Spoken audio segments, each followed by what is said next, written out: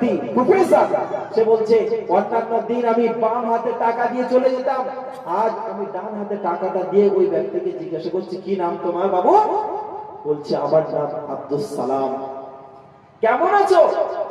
যখন প্রফেসর আব্দুস সালামকে বলছে কেমন আছে বাবু, প্রফেসর বলছে, প্রফেসর এই তখন রিকশা চালক বলছে প্রফেসর স্যার, যদি দুনিয়াতে দুটো মানুষ যদি সব চাইতে সুখী থাকে তার মধ্যে আমি একদম এক। বলে তুমি সুখী আছো, তা তুমি রিকশা চালাচ্ছ কেন? আমি স্যার যিনি প্রফেসরদের বিষয়ে ভাবছে যদি কোন মানুষ সুখী হতে চায়, সুখী হতে হলে তার থাকবে বিল্ডিং বাড়াখানা, তার থাকবে গাড়ি বাড়ি, আর একটা রিকশা চালক সে বলছে দুনিয়ার এক নম্বর সুখী আমি আছি। জিজ্ঞাসা করলো কি ব্যাপার, তুমি কেমন সুখী আছো একটু বিস্তারিত বলো।